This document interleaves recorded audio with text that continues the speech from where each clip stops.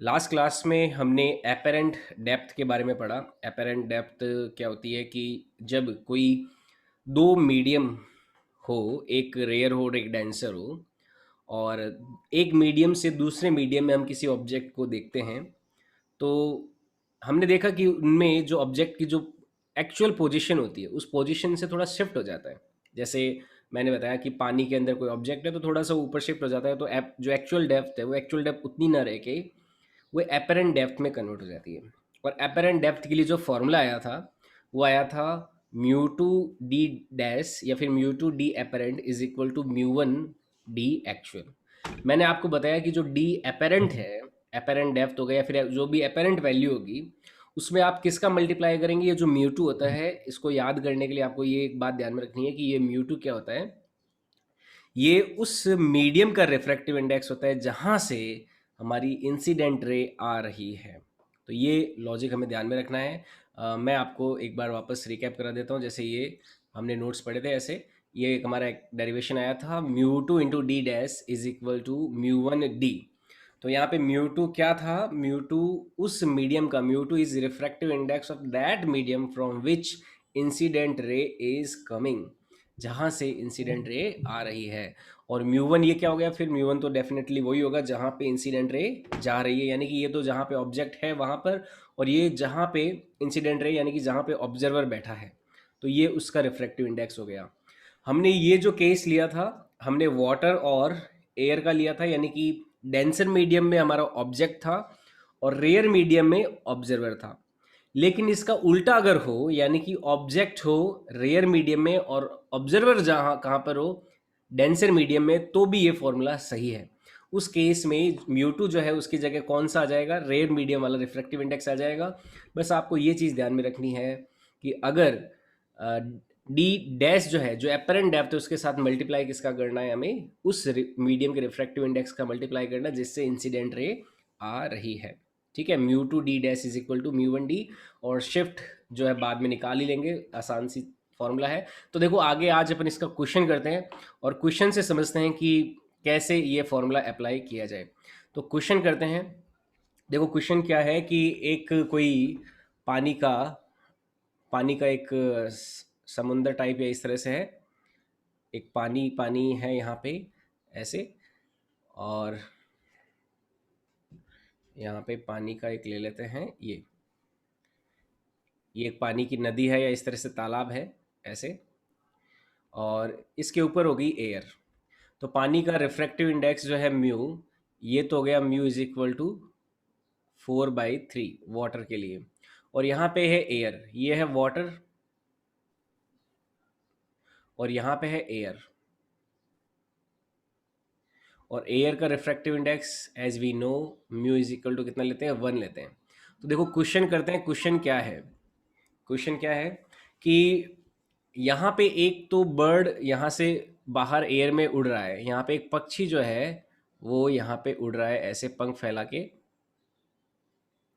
ये पक्षी यहाँ पे बाहर हवा में ऐसे उड़ रहा है।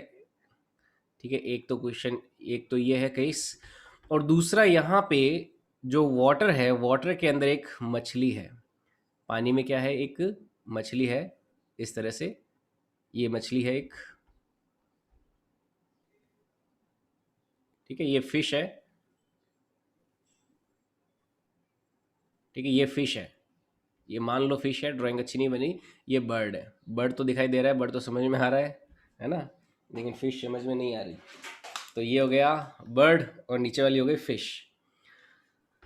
सवाल ये है कि भाई यहाँ से जो फिश है वो किसी 36 सेंटीमीटर गहराई पर है, और यहाँ से जो बर्ड है वो भी 36 सेंटीमीटर हाइट पर है। सॉरी, ये 36 सेंटीमीटर हाइट पे बर्ड है और यहाँ से 36 सेंटीमीटर डेप्थ में फिश है। तो क्वेश्चन क्या है, क्वेश्चन है कि अ, जब बर्ड फिश को देखेगा, जब बर्ड फिश को देखेगा, देखो एक्चुअल में डेप्थ तो फिश की कितनी है, 36 सेंटीमीटर है, और एक्चुअल में जो पानी की जो सरफेस है, उस पानी की सरफेस से जो बर्ड की हाइट है वो 36 सेंटीमीटर है। लेकिन जब फिश बर्ड को देखेगा तो उसको कुछ हाइट डिफरेंट दिखाई देगी, और जब बर्ड फिश को देखेगा तो उसको हाइट कुछ अलग दिखाई देगी, जैसा कि हमने लास्ट क्लास में सीखा था कि जो अपेरेंट डेप्थ है और एक्चुअल डेप्थ है उसमें एक डिफरेंस आ जाता है। तो सवाल यह है कि find out depth of fish as seen by bird and height of bird as seen by fish। तो ये सवाल है कि आपको मछली की पानी में गहराई पता लगानी है, कि जो पक्षी है वो कितनी गहराई में देखेगा और मछली पक्षी को कितनी ऊंचाई में देखेगा। तो हिंदी में भी लिख देता हूँ, तब तक आप अटेम्प्ट कीजिए, देखते हैं कौन सही आंसर दे पाता है। सभी लोग ट्राई करेंगे। और मैंने फॉर्मूला दिया था, फॉर्मूला कौन सा यूज़ करना है, μ2d' = μ1d, यही फॉर्मूला यूज़ करना है। ये तो अपेरेंट होता था और ये एक्चुअल होता था, और μ2 उस मीडियम का रिफ्रैक्टिव इंडेक्स है जहाँ से इंसिडेंट रे आ रही है। ये फॉर्मूला अप्लाई करना हमें सीखना है इस क्वेश्चन के माध्यम से। जिसको बहुत अच्छे से समझ में आ गया वो अप्लाई करे और जल्दी से फटाफट आंसर दे। तो क्वेश्चन है कि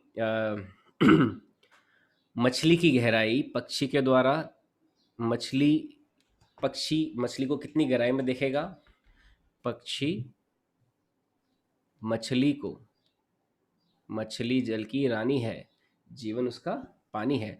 तो पक्षी मछली को कितनी गहराई में देखेगा, कितनी गहराई में देखेगा, एवं मछली पक्षी को कितनी ऊंचाई पर देखेगा, कितनी ऊंचाई पर देखेगा। ये सवाल है, ये क्वेश्चन है, आपको सॉल्व करना है। ट्राई कीजिए, देखते हैं आप में से कौन आंसर दे। हम्म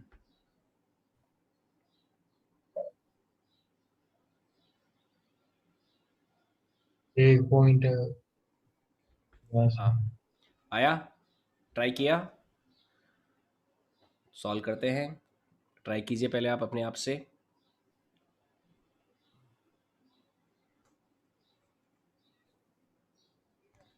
हम्म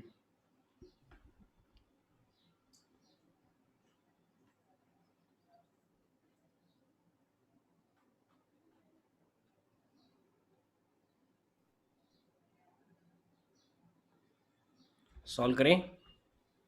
देखो सॉल्यूशन समझिए, बहुत आसान क्वेश्चन है, बस आपको ये फॉर्मूला अप्लाई करना आना चाहिए। ये जो फॉर्मूला मैंने आपको सिखाया, इस फॉर्मूले को अप्लाई करना सीखते हैं। सबसे पहला केस लेते हैं, fish seen by bird. Fish seen by bird, पहला केस लिया है हमने कि मछली को कौन देख रहा है, पक्षी देख रहा है। फिश शीन बाय बर्ड यानी कि मछली को पक्षी देख रहा है। अभी आंसर आया है, हाँ, जितेंद्र ने आंसर दिया 27 एंड 48, बिल्कुल सही, एकदम बढ़िया, बहुत बढ़िया, शाबाश। देखो सबसे पहला केस लिया कि फिश सीन बाय बर्ड, यानी कि बर्ड तो ऑब्जर्वर है और फिश क्या है, ऑब्जेक्ट है। फिश ऑब्जेक्ट है तो इंसिडेंट रे कहाँ से आ रही है, इंसिडेंट रे आ रही है वाटर से। वाटर से इंसिडेंट रे आएगी, वाटर से ये रे निकलेगी और रे निकल के पक्षी की आंख जो होगी, यहाँ पे पक्षी की आंख, पक्षी इसको देखेगा। ठीक है, वाटर में फिश जो होगी, मछली से तो किरणें निकलेगी, रेज निकलेगी और वो बर्ड तक पहुंचेगी। तो इंसिडेंट रे कहाँ से आ रही है और कहाँ जा रही है, जब फिश तो है ऑब्जेक्ट और मछली है, जो फिश है वो ऑब्जेक्ट है और पक्षी जो है वो ऑब्जर्वर है। तो उस केस में इंसिडेंट रे वाटर से निकल के आकाश में, एयर में, पक्षी के पास, बर्ड के पास जाएगी। तो म्यूटू जो है, म्यूटू कौन सा लेंगे, वाटर वाला लेंगे। म्यूटू क्या होता है, इंसिडेंट रे जहाँ से आ रही है, तो इंसिडेंट रे जहाँ से आ रही है उसका रिफ्रैक्टिव इंडेक्स कितना है, 4/3 होता है वाटर के लिए, इंटू डी डैश, हमें अपेरेंट डेप्थ ये निकालनी है। और कहाँ जा रही है, एयर में जा रही है, तो ये हो गया μ1। और डी ये हो गया एक्चुअल डेप्थ, एक्चुअल डेप्थ कितनी दे रखी है, ये हो गई 36 हो गई। ठीक है, तो यहां से देखो डी डैश की वैल्यू आ गई 36 इंटू 3/4, इस 3 का मल्टीप्लाई करेंगे, 4 का डिवाइड करेंगे, तो यहाँ से D dash is equal to आ जाएगा 27 सेंटीमीटर। यानी कि पक्षी को क्या लगेगा, एक्चुअल में तो फिश 36 सेंटीमीटर की डेप्थ पर है, लेकिन पक्षी को लगेगा कि वो पानी की जो सरफेस है उससे केवल 27 सेंटीमीटर की डेप्थ पे ही है ना। एक्चुअल में तो जो मछली है वो कितनी डेप्थ पर है, एक्चुअल में तो मछली है 27 सेंटीमीटर की 36 सेंटीमीटर की डेप्थ पे, लेकिन जो बर्ड है, बर्ड क्योंकि रेयर मीडियम में है और फिश कहाँ पे है, डेंसर मीडियम में। जब रेयर मीडियम में ऑब्जर्वर हो और डेंसर मीडियम में हमारा ऑब्जेक्ट हो, तो शिफ्ट क्या हो जाता है, जो सेपरेटिंग सरफेस है उसकी और हो जाता है, ठीक है। लेकिन अब उल्टा लेंगे, दूसरा केस लेंगे, दूसरे केस में bird seen by fish, bird bird seen by fish, यानी कि अब पक्षी को कौन देख रहा है, हमारी मछली देख रही है, जो पक्षी है उसे मछली देख रही है। अब देखो इंसिडेंट रे किधर से आएगी, इंसिडेंट रे इधर से आएगी, जो बर्ड है अपने आप से उससे कुछ प्रकाश की किरणें निकलेगी, रेज निकलेगी, तो ये इंसिडेंट रे इधर आएगी, यानी कि इंसिडेंट रे इस बार कहाँ से आ रही है, इस बार एयर से आ रही है। तो यहाँ पे ये जो फॉर्मूला है इसमें म्यू 1 की म्यू 2 जहाँ से इंसिडेंट रे आती है, मैंने ये बताया, ये बात आप गांठ बांध के याद कर लेना। आप इस फॉर्मूले में कभी भी कंफ्यूज नहीं होंगे, वरना बहुत कंफ्यूजन होता है। उल्टा सुल्टा अगर आंसर रख दें, अगर इधर म्यू 2 इधर म्यू 1 रख दें, उधर म्यू 1 उधर म्यू 2 रख दें, तो आंसर गलत हो जाता है। तो आपको ये ध्यान में रखना है, एपेरेंट के साथ किसका मल्टीप्लाई करना है, जहां से इंसिडेंट रे आ रही है। तो इस बार इंसिडेंट रे कहां से आ रही है, एयर से आ रही है, तो 1 into D dash is equal to कहाँ जा रही है, वाटर में जा रही है, क्योंकि मछली ऑब्जर्वर है और पक्षी क्या है, ऑब्जेक्ट है। तो 4/3 इंटू एक्चुअल में कितनी है हाइट, यहाँ पे 36 हाइट है, तो ये हो जाएगा D dash is equal to 4/3, 3 से मल्टी डिवाइड करेंगे तो हो जाएगा 12, 12 इंटू 4 हो गया 48 सेंटीमीटर। तो मछली जब पक्षी को देखेगा, मछली जब पक्षी को देखेगा तो उसको क्या लगेगा कि पक्षी जो है यहाँ से 36 सेंटीमीटर पे ना जाके ये कोई यहाँ से 48 पे चला गया है ना। क्योंकि मछली कहाँ पर है, डेंसर मीडियम में है, तो डेंसर वाला कोई अगर रेयर को देखेगा, रेयर मीडियम वाले ऑब्जेक्ट को देखेगा, डेंसर मीडियम यानी कि सघन माध्यम वाला कोई ऑब्जर्वर, कोई विरल माध्यम वाले ऑब्जेक्ट को देखेगा तो वो थोड़ा सा दूर दिखेगा, और कोई रेयर मीडियम वाला ऑब्जर्वर डेंसर मीडियम वाले ऑब्जेक्ट को देखेगा तो वो थोड़ा पास में दिखाई देगा। और दूसरे केस में जो फिश है, फिश यहाँ पे 36 सेंटीमीटर ना करके यहाँ पे थोड़ी पास दिखाई देगी, और ये कितना हो जाएगा 27 सेंटीमीटर हो जाएगा। तो दोनों में डिफरेंस समझना। अगर ये रेयर मीडियम से कोई डेंसर मीडियम में देखता है, कोई डेंसर मीडियम में देखता है रेयर से डेंसर में, तो ऑब्जेक्ट पास दिखाई देता है, और कोई डेंसर वाला रेयर में देखता है तो वो दूर दिखाई देगा। तो ये दोनों आंसर हो जाएंगे। ये पहला आंसर हो गया 27 सेंटीमीटर और ये दूसरा हो गया 48 सेंटीमीटर। तो आई बात समझ में, किसी को कोई डाउट हो तो पूछ सकते हो। क्लियर है ये चीज़? आई होप आपको डाउट नहीं होगा इसमें। ठीक है, डन, आगे बढ़े। किसी को कोई डाउट हो तो पूछ सकते हो, आपको अच्छे से समझ में आना चाहिए। बस ये फॉर्मूला अप्लाई करते समय ये बात आपको ध्यान रखनी है कि ये म्यू 2 कौन है, ये म्यू 2 है रिफ्रैक्टिव इंडेक्स उस मीडियम का, रिफ्रैक्टिव इंडेक्स उस मीडियम का from incident ray is coming, incident ray is coming, ठीक है। जिस मीडियम से इंसिडेंट रे आ रही है उस मीडियम का क्या है, ये आपका रिफ्रैक्टिव इंडेक्स है। बस एक बात आपको ध्यान में रखनी है, इतना सा ध्यान रख के ये फॉर्मूला आप अप्लाई कर सकते हो आसानी से। क्लियर है? अब आगे बढ़ते हैं, और टाइप के क्वेश्चंस लेंगे। और टाइप्स के क्वेश्चंस लेने से पहले मैं एक और एक आपको आइडिया सिखाता हूँ, और कुछ सीख लेते हैं अपन। नेक्स्ट लेते हैं एपेरेंट वेलोसिटी, ठीक है। एपेरेंट वेलोसिटी, इसके बारे में बात करते हैं। जैसे एपेरेंट डेप्थ है तो वैसे ही एपेरेंट वेलोसिटी है। अगर मान लो मछली पानी की ओर आ रही है और पक्षी जो है पानी की ओर मछली को पकड़ने के लिए आ रहा है, तो दोनों को उनकी एक्चुअल वेलोसिटी ना दिखाई दे के कुछ एपेरेंट वेलोसिटी दिखाई देगी।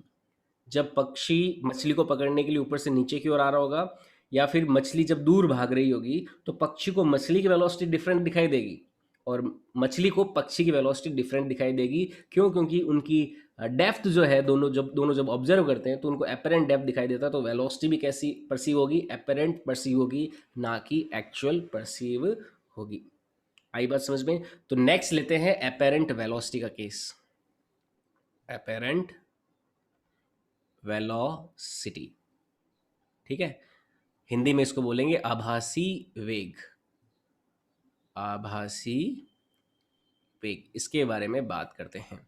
तो एपरेंट वेलोसिटी में, जैसे ये एक सेपरेटिंग मीडियम हो गया, ये मीडियम वन है और ये मीडियम टू है। ये मीडियम वन है इसका रिफ्रैक्टिव इंडेक्स, और ये मीडियम टू है इसका रिफ्रैक्टिव इंडेक्स। और यहाँ पे हमारा ऑब्जेक्ट है, यहाँ पे ऑब्जेक्ट है, लेकिन इसकी जो एपेरेंट डेप्थ के कारण हमें ऑब्जेक्ट यहाँ पे दिखाई देता है। ये डेंसर वाला है और वो रेयर वाला है। ये डेंसर मीडियम ले लिया सघन, और ये रेयर ले लिया यानी कि विरल।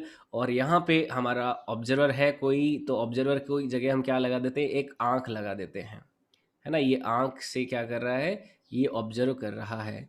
तो जितना डेप्थ था उतना ना होके थोड़ा सा कम दिखाई देगा। तो ये एक्चुअल में तो यहाँ पे था, लेकिन ये यहाँ पे दिखाई दे रहा है, तो ये केस ले रहा हूँ मैं, ठीक है। ये केस लिया हमने। और ये मान लो डेंसर मीडियम है, तो डेंसर मीडियम को थोड़ा मैं इस तरह से दिखा देता हूँ, ऐसे। ये किलो है। डेंसर मीडियम को ऐसे दिखा दिया। अब देखो यहाँ पे क्या होगा, ये अगर मैं इसे x ले लूँ, इसे ले लेता हूँ मैं x, और इसे ले लेता हूँ मैं y। तो x और y देखें तो ये हो गया x तो हो गया एक्चुअल डेप्थ, और y क्या हो गया? Apparent depth. जो हमारा रेयर मीडियम में ऑब्जर्वर है, ये तो है ऑब्जेक्ट। ये क्या है यहाँ पे? ऑब्जेक्ट हो गया, है ना। कोई भी वस्तु हो गई, जैसे मछली हो गया या फिर कुछ भी हो गया, सिक्का हो गया, कोई ऑब्जेक्ट पड़ा है डेंसर मीडियम में, ये तो हो गया ऑब्जेक्ट। और ये है ऑब्जर्वर, ऑब्जर्वर। तो ये जो x है यहाँ पे, x तो हो जाएगा एपेरेंट, सॉरी एक्चुअल डेप्थ। ये तो हो जाएगा एक्चुअल डेप्थ, यानी कि वास्तविक गहराई, वास्तविक गहराई हो जाएगा।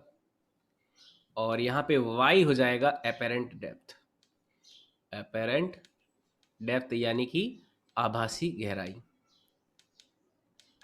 आभासी गहराई, ये y हो जाएगा, ठीक है। अब इन दोनों में रिलेशन पहले से ही हम निकाल चुके हैं कि एपेरेंट और इसमें रियल में या एक्चुअल में क्या रिलेशन होता है। ये होता है म्यू टू, जहाँ से इंसिडेंट रे आ रही है, mu two into apparent, apparent हो गया y, इज इक्वल टू हो जाएगा म्यू वन, जहाँ पर इंसिडेंट रे जा रही है, ये जहाँ से आ रही है और ये जहाँ पे जा रही है, तो म्यू वन इंटू एक्स हो जाएगा। ये रिलेशन अपन निकाल चुके हैं, काम में ले चुके हैं, इसका क्वेश्चन भी हमने कर लिया, क्वेश्चन भी हमने समझा। हमने डेंसर टू रेयर और रेयर टू डेंसर दोनों के लिए इस फॉर्मूले को अप्लाई कर लिया। अब देखो हमें वेलोसिटी पे आना है, तो वेलोसिटी पे जब आएंगे तो हमें क्या करना होता है? हमें डिस्प्लेसमेंट का टाइम के साथ डिफरेंशिएशन करना होता है। भाई वेलोसिटी क्या होती है? टाइम के साथ डिफरेंशिएशन किसका? डिस्प्लेसमेंट का। तो हम टाइम के साथ डिफरेंशिएट करते हैं, differentiating with respect to time. देखो दोनों तरफ हम क्या करेंगे? टाइम के साथ डिफरेंशिएट कर देंगे। तो म्यू टू तो कांस्टेंट है, तो इसको तो कुछ नहीं करेंगे। ये क्या हो जाएगा? D Y upon D T हो जाएगा। और म्यू वन कॉन्स्टेंट है, कुछ नहीं करेंगे, और ये हो जाएगा D X upon D T हो जाएगा, हो जाएगा। तो mu two into D Y upon D T ये ना इज ना इक्वल तो निकल। Mu one is equal mu one into D X upon D T. अब देखिए D Y upon D T क्या है? D Y upon D T, हम क्या कर रहे हैं? एपेरेंट डेप्थ जो है उसका टाइम के साथ डिफरेंशिएशन कर रहे हैं। तो यहाँ से जो वेलोसिटी आएगी कोई वी डैश आ जाएगी, और इस वी डैश को अपन क्या बोल देंगे? एपेरेंट, एपेरेंट वेलोसिटी बोल देंगे। एपेरेंट वेलोसिटी बोल देंगे ना, आभासी, आभासी वेग। जो D Y upon D T है वो क्या हो गया? D Y upon D T. देखो वाई टाइम के साथ जो चेंज हो रहा है, वाई का टाइम के साथ डिफरेंशिएशन, तो एपेरेंट डेप्थ का टाइम के साथ डिफरेंशिएशन देखना है तो वो क्या देगा? एपेरेंट वेलोसिटी देगा। और इसी तरह से एक्चुअल डेप्थ जो है एक्स, उसका टाइम के साथ डिफरेंशिएशन, ये हो गया D X upon D T.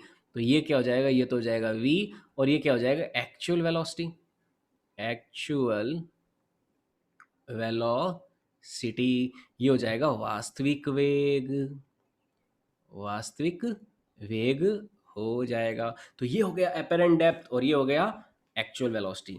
dx upon dt तो क्या हो जाएगा, ये तो हो जाएगा एक्चुअल वेलोसिटी के लिए। मान लो ये एक्चुअल वेलोसिटी इसकी v है कोई, और ये कोई अपेरेंट वेलोसिटी कोई v डैश है, ठीक है। तो v तो क्या हो जाएगा dx अपॉन dt, और v डैश क्या हो जाएगा dy अपॉन dt।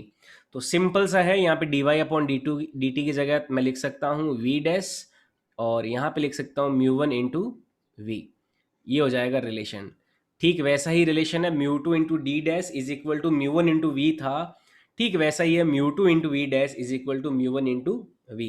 तो म्यू टू क्या है, उस मीडियम का रिफ्रैक्टिव इंडेक्स है जहां से आपकी लाइट की इंसिडेंट रे आ रही है। वी डैश हो गया हमारा apparent velocity will be equal to mu one, जहां पे जिस मीडियम में लाइट की रे जा रही है उस मीडियम का refractive index into V actual हो जाएगा। आई बात समझ में, यहाँ तक क्लियर हुआ? किसी को कोई डाउट हो तो यू कैन आस्क मी, आप पूछ सकते हो बिना किसी संकोच के, बिना किसी विपदा के, बिना किसी द्वंद्व के। Are you getting my point? Clear है? लगभग वैसा ही है, कोई नया बात नहीं है, ठीक है।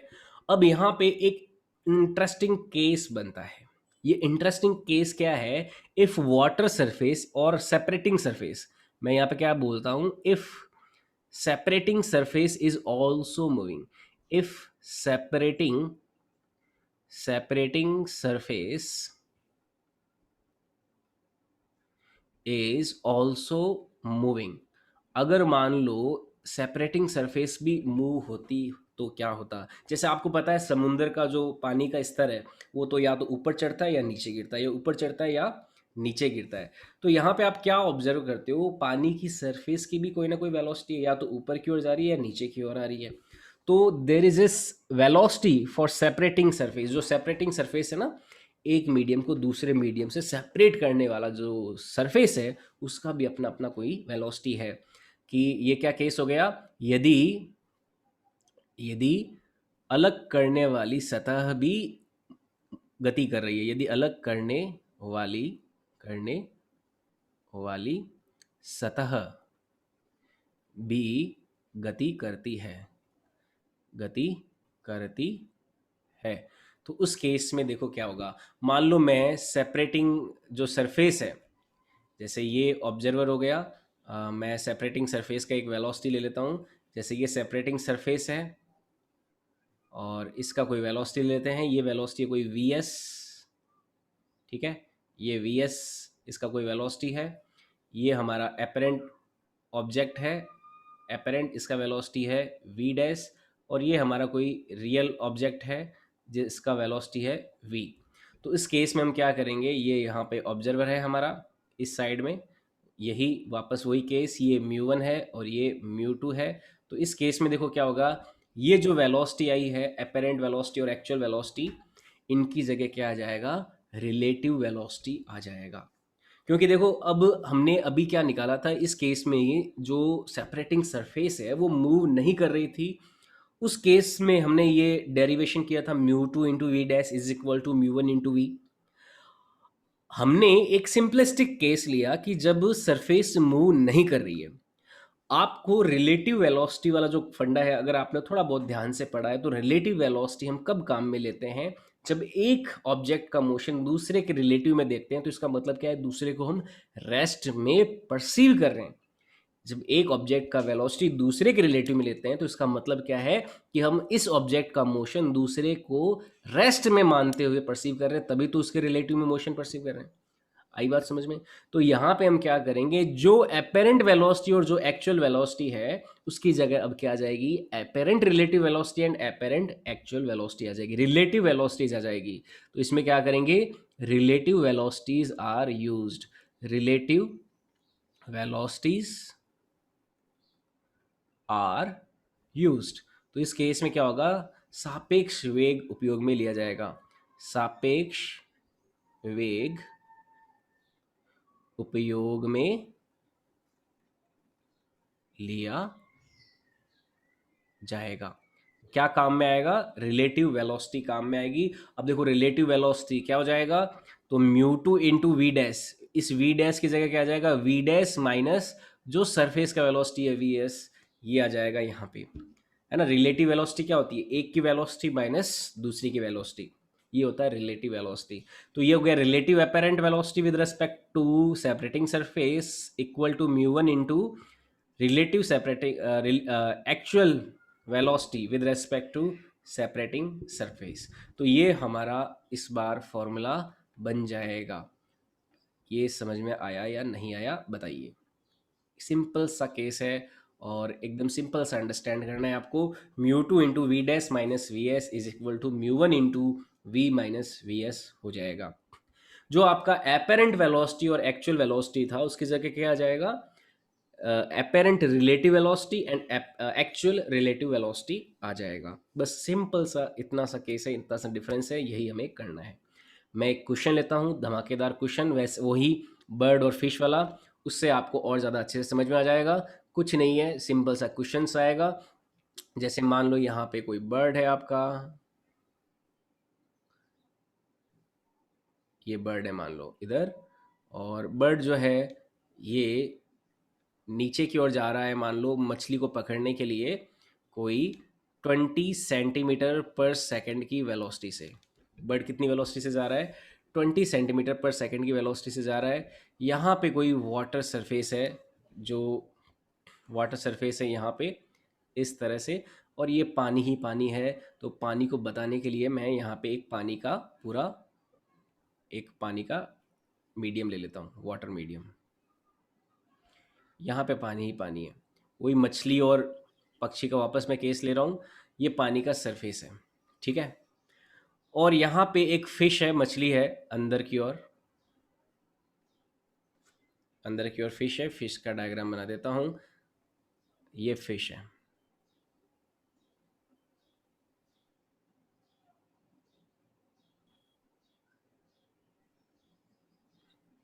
ये फिश है। और फिश देखो, पक्षी जब नीचे की ओर पकड़ने के लिए आ रहा है तो फिश नीचे की ओर भाग रही है, फिश नीचे की ओर भाग रही है। और फिश जिस वेलोसिटी से भाग रही है यह है 5 सेंटीमीटर पर सेकेंड। फिश नीचे की ओर किस वेलोसिटी से भाग रही है, 5 सेंटीमीटर पर सेकेंड की वेलोसिटी से भाग रही है। ये रिफ्रैक्टिव इंडेक्स है म्यू टू, जो पानी का है वो 4/3 है, और जो एयर का रिफ्रैक्टिव इंडेक्स है म्यू वन, ये है 1। ठीक है, ये एयर है और ये वाटर है। तो सवाल वही कि मैंने सरफेस की वेलोसिटी वाला केस नहीं लिया है, केवल फर्स्ट क्वेश्चन है, फर्स्ट पार्ट में मैं सिंपल केस ले रहा हूँ। वेलोसिटी ऑफ बर्ड दे रखी है, वेलोसिटी ऑफ बर्ड दे रखा है, वेलोसिटी ऑफ फिश दे रखी है, कोई दूसरा केस नहीं लिया हमने। इस सवाल में आपको पता लगाना है velocity of fish seen by bird. पहला question, velocity 15 of fish seen by bird, है ना, कि बर्ड जो है मछली को कितनी वेलोसिटी से चलता हुआ देखेगा। जब पक्षी मछली को देखेगा तो बर्ड को मछली की वेलोसिटी कितनी दिखाई देगी। दूसरा, वेलोसिटी ऑफ एक 15 26 velocity of bird seen by fish.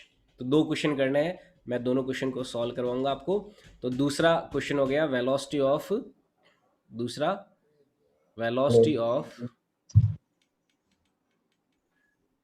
Of bird seen by fish.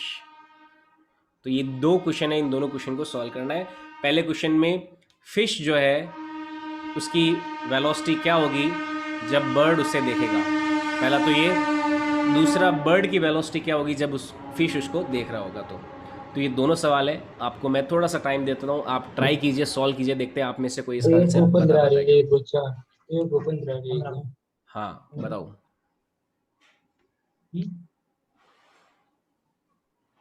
ऊपर से 3 तो नीचे लेना बढ़िया, एक नीचे लेना है, एक एक मुंह पे लेना। आंसर निकालिए। बताइए क्या आंसर आया, ट्राई कीजिए। फॉर्मूला वही है, मैंने जो बताया उसी को ही अप्लाई करना है सॉल्यूशन में। फॉर्मूला कौन सा है अभी देखो, क्योंकि सरफेस को मैंने मूव करने वाला केस नहीं लिया, अभी सेकंड क्वेश्चन जो लूंगा उसमें सरफेस भी मूव हो रही होगी। 15/4 80/3। ओके जितेंद्र, देखते हैं फॉर्मूला देखो यही निकाल लगाना है, mu two V dash is equal to mu one V, ये फॉर्मूला यूज करना है। अब देखो पहले देखना है फिश सीन बाय बर्ड, मछली को देख रहा है पक्षी, मछली को देख रहा है पक्षी। तो म्यू टू कितना है अपना, म्यू टू है 4/3, म्यू टू हो गया 4/3। वी डैश हमें पता लगाना है, क्योंकि इंसिडेंट रे कहाँ से आ रही है, पानी से आ रही है, तो यहाँ पे म्यू टू ले लिया 4/3। और म्यू वन हो गया एयर में जा रही है। और वी देखो यहाँ पे फिश का वेलोसिटी कितना है, 5 सेंटीमीटर पर सेकेंड है। ये नीचे की ओर जा रहा है, नीचे की ओर जा रहा है, तो हमें नीचे की ओर नेगेटिव लेना है और ऊपर की ओर पॉजिटिव लेना है। एक ये साइन कन्वेंशन का फंडा भी आप ध्यान में रखना, जो नीचे की ओर वेलोसिटी है उसको अगर नेगेटिव लेते हो तो ऊपर की ओर वेलोसिटी को आप पॉजिटिव ले लेना। ऊपर की ओर तो पॉजिटिव लेना है वेलोसिटी, और नीचे की ओर वेलोसिटी नेगेटिव लेना है। देखो हो सकता था कि फिश ऊपर की ओर जाती और बर्ड नीचे की ओर आता, तो आपको वेलोसिटीज का डायरेक्शन ध्यान में रखना पड़ता। क्योंकि अभी देखो दोनों नीचे की ओर आ रहे हैं, तो दोनों की वेलोसिटी अपन नेगेटिव लेंगे। तो यहाँ पे फिश की वेलोसिटी कितनी है, ये है 5 सेंटीमीटर पर सेकेंड। तो वी डैश की वैल्यू आ जाएगी यहाँ पे माइनस में 15/4 सेंटीमीटर पर सेकेंड। ये किसका वेलोसिटी आ गया, ये आ गया, ये आ गया हमारा फिश का वेलोसिटी, जब बाहर जो बर्ड होगा जब इसे देखेगा। लेकिन देखो ये जो वेलोसिटी आया ये तब काम आता अगर बर्ड रेस्ट में होता, तो ये वेलोसिटी कब काम में आता, if bird is in rest. अगर बर्ड रेस्ट में होता तो ये वेलोसिटी डेफिनेटली काम में आता, लेकिन इस केस में बर्ड रेस्ट में नहीं है। तो अगर हम वेलोसिटी देखेंगे फिश की फ्रॉम बर्ड, तो हमें दोबारा क्या करना पड़ेगा, जो वेलोसिटी ऑफ फिश होगी उसे हमें क्या निकालना पड़ेगा, बर्ड के रिलेटिव में निकालना पड़ेगा, क्योंकि बर्ड मूव कर रहा है ना। ये देखो वी डैश जो आया है माइनस में 15/4, यानी कि बर्ड अगर रेस्ट में होता, एकदम स्टिल होता, कुछ मूव नहीं कर रहा होता, तो उसको कितनी दिखाई देती, माइनस में 15/4, यानी कि 15/4 सेंटीमीटर पर सेकेंड नीचे की ओर दिखाई देती। लेकिन बर्ड मूव कर रहा है, तो यहाँ पे दोबारा हम क्या लेंगे, क्योंकि बर्ड के रिलेटिव वेलोसिटी देखनी, तो दोबारा हम क्या लेंगे, यहाँ पे रिलेटिव मोशन एक बार और लगाएंगे। तो ये आ जाएगा V fish minus V bird आ जाएगा यहाँ पे। तो ये वेलोसिटी हमें निकालनी होगी। वी फिश कितना है, वी फिश है माइनस में 15/4, और वी बर्ड हो जाएगा यहाँ पे माइनस ऑफ माइनस, माइनस है और फिर ये क्या है, माइनस में 20 है। यहाँ पे माइनस ऑफ वी बर्ड करना है, बर्ड की वेलोसिटी क्या है, माइनस में 20 नीचे की ओर है, तो माइनस में 15/4 माइनस ऑफ -20 करेंगे, तो देखो ये आंसर आ जाएगा माइनस में 15/4 प्लस में 20। तो इसकी वैल्यू आ जाएगी, ये आ जाएगा 20 × 4 हो गया 80, 80 में से 15 गया, तो ये हो जाएगा अपना 65/4, जो कि पॉजिटिव आया है 65/4 सेंटीमीटर पर सेकेंड। यानी कि जब बर्ड फिश को देखेगा, तो बर्ड जब फिश को देखेगा तो उसको क्या लगेगा कि जो फिश है वो ऊपर की ओर किस वेलोसिटी से आ रही है, क्योंकि देखो ये पॉजिटिव आया ना, ये पॉजिटिव आया है। इस पॉजिटिव का मतलब क्या है कि जब बर्ड फिश को देखेगा तो उसे क्या लगेगा कि फिश ऊपर की ओर आ रही है 65/4 सेंटीमीटर पर सेकेंड की वेलोसिटी से। तो फिश की वेलोसिटी कितनी आ जाएगी, 65/4 सेंटीमीटर पर सेकेंड। और ये क्या है, as seen by bird, as seen by bird, यानी कि जब पक्षी देखेगा मछली को तो उसको कितनी दिखाई देगी, 65/4 सेंटीमीटर पर सेकेंड दिखाई देगी। देखो यहाँ तक ज़्यादातर बच्चे यहीं तक करके सवाल को टिक मार देते हैं, लेकिन यहाँ पे गलत हो जाता है। अपन को यहाँ तक पहुँचना पड़ेगा, क्यों, क्योंकि रिलेटिव मोशन एक बार और लगाना पड़ेगा यहाँ पे, ये चीज़ ध्यान में रखना। तो जो पक्षी है उसको क्या लगेगा कि मछली उसकी ओर आ रही है किस वेलोसिटी से, 65/4 सेंटीमीटर पर सेकेंड की वेलोसिटी से। तो ये रिलेटिविज्म यहाँ पे एक बार और लगेगा। ये पार्ट समझ में आया क्या, पहला पार्ट अगर समझ में आया है तो अब सेकंड पार्ट आप खुद अटेम्प्ट कीजिए। देखो सेकंड पार्ट अटेम्प्ट करते हैं, सेकंड पार्ट को भी सॉल्व करते हैं, दूसरा पार्ट सॉल्व करते हैं। दूसरे सर पार्ट ये का sixty solution five upon four कैसे है? देखो, ये फिश का वेलोसिटी आ गया माइनस में 15/4। ये वेलोसिटी कब काम में आता, दिस इज वेलोसिटी फॉर जब बर्ड शांत है, बर्ड मूव नहीं कर रहा। दिस वेलोसिटी इज फॉर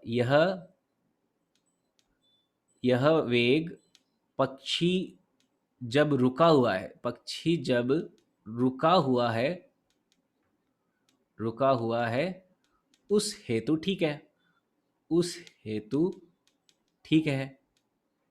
लेकिन यहाँ पे क्या हो रहा है, पक्षी तो मूव कर रहा है, तो पक्षी मूव कर रहा है तो अब पक्षी के रिलेटिव में जो वेलोसिटी है वही तो रिलेटिव वेलोसिटी पूछ रहा है कि as seen by bird. As seen by bird क्या हो गया कि हमें जो फिश की वेलोसिटी निकालनी है वो बर्ड के रिलेटिव में निकालनी है, और बर्ड के रिलेटिव में निकालनी है तो क्या हो गया, फिश माइनस बर्ड कर देंगे, velocity of fish minus velocity of bird कर देंगे। तो इसको जब आगे सॉल्व करेंगे तो आंसर आ जाएगा।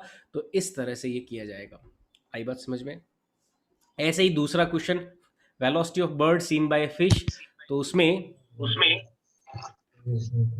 आ जाएगा इसमें आ जाएगा म्यू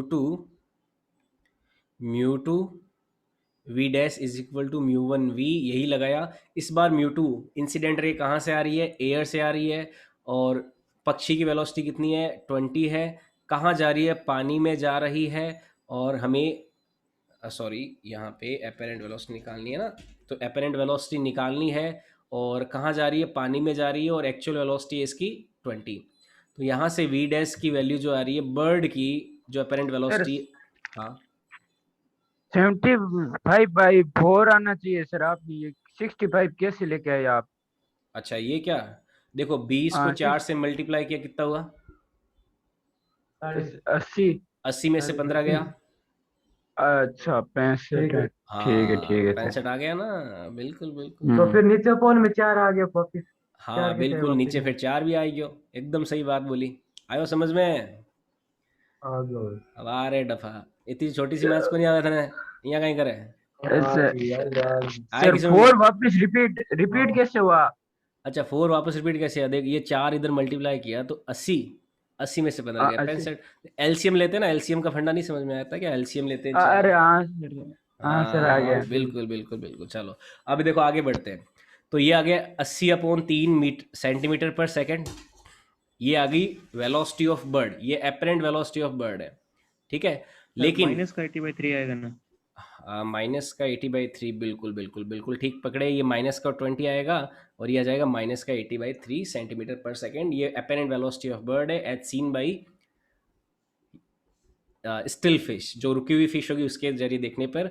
और हमें निकालना है velocity of bird with respect to fish, तो velocity of bird minus velocity of fish कर देंगे। तो इससे आ जाएगा वेलोसिटी ऑफ बर्ड तो हो गया माइनस में 80/3 माइनस ऑफ माइनस कर देंगे 5, तो ये आ जाएगा माइनस में 80/3, और ये हो जाएगा प्लस का 5, और ये हो जाएगा -80 प्लस का 15/3। तो इस बार ये क्या आ जाएगा, माइनस में 65/3 सेंटीमीटर पर सेकेंड आ जाएगा। तो ये आंसर आ जाएगा दूसरे केस में। तो इस तरह से ये सवाल सॉल्व करते हैं। आई बात समझ में? अब देखो मैं घर के लिए क्वेश्चन दे रहा हूँ, अभी आज की क्लास का टाइम हो गया है, घर के लिए क्वेश्चन लेना कि अगर मान लो सरफेस जो होता वी सरफेस ये 2 सेंटीमीटर पर सेकेंड से अगर ऊपर की ओर जा रहा होता, तो यही क्वेश्चन वापस आपको रिपीट करना है। ये आपके लिए होमवर्क है। अभी क्लास का टाइम हो गया है तो क्लास अभी एंड हो जाएगी, आपको क्या करना है मैं अभी नोट्स दे दूंगा। अगर सरफेस भी ऊपर की ओर 2 मीटर पर सेकेंड से जा रही है, 2 सेंटीमीटर पर सेकेंड जा रही है, तो उस केस में velocity of fish as seen by bird और velocity of bird as seen by fish क्या होगी, ये आपको घर पे करके दिखाना है। तो आज के लिए इतना इतना ही, मिलते हैं नेक्स्ट क्लास। कल छुट्टी रहेगी, ये ध्यान में रहेगा।